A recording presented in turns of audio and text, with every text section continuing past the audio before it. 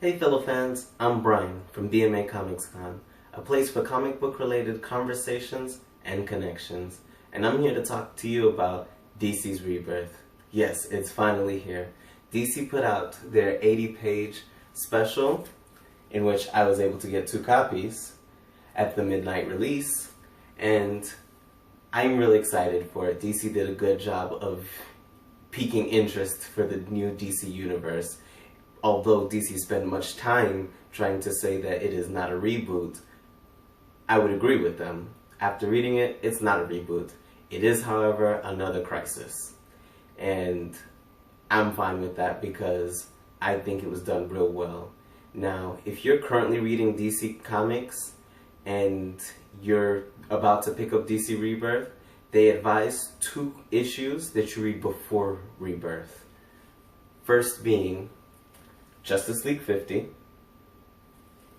and the second being Superman 52, because DC Rebirth Special will ruin the ending of those 2 for you.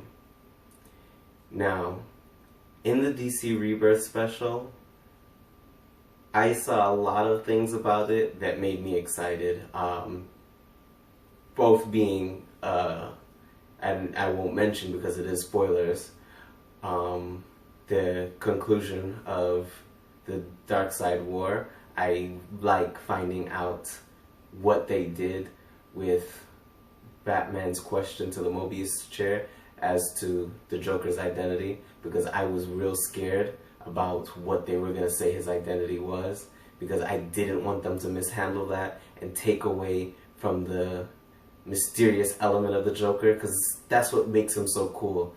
You don't know what he's gonna do and what he's been through before his past. So I like the way they handled that. Now, DC Rebirth does appear to me to be borrowing elements from DC's past, being Flashpoint and Convergence. And Flashpoint is even mentioned in this, but if you have not read Flashpoint, it's not necessary for you to read Flashpoint. Unless you're watching the Flash TV show, then you should definitely read Flashpoint. And if you're not up for reading Flashpoint, at least watch the animated movie Flashpoint Paradox. I think the movie did a good job as far as following the book goes. The only thing the movie's missing is some of the tie-ins, but that's not necessary to get the point across. Back to Rebirth. Okay, so Rebirth, as I mentioned, in my opinion, is borrowing elements from Flashpoint in the fact that it seems like it's a Flash-centric story, and it's borrowing elements from Convergence with the whole Brainiac thing. I'll leave that for you to read, and you can write down in the comments below your opinion to let me know if you think I'm right as far as the connection between DC's recycling previous stories, but I think it was done well and I don't have an issue with that. Anyway, so now with DC Rebirth, DC's lowered the prices of their comic books to $2.99, which is great. Comic books are getting cheaper, that makes it easier to get them. The only thing is they're coming out twice a month, so it'll be more expensive on a monthly basis.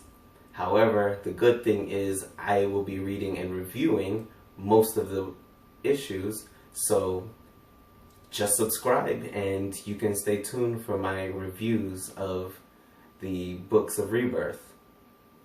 Now, Rebirth also gave way to a new character being reintroduced to the DC Universe that previously was not at all mentioned, and I thought it was a good surprise. I'm sure there's many people out there that are very excited because they really did miss this character. Now, I look forward to diving straight into the Batman stories because Batman currently has 2 major things going on. There's the Joker, and there's what happened at the end of the DC Rebirth Special. So I can't wait to see Batman dive right into those. I'm going to take this moment to wrap up this video about DC Rebirth because I'm fortunate enough to be having lunch with Dan Didio, and I will get to ask him more questions about DC Rebirth, and If you guys subscribe, you'll be updated as to when that video releases so that you can be more informed about DC Rebirth. Till next time, Brian out.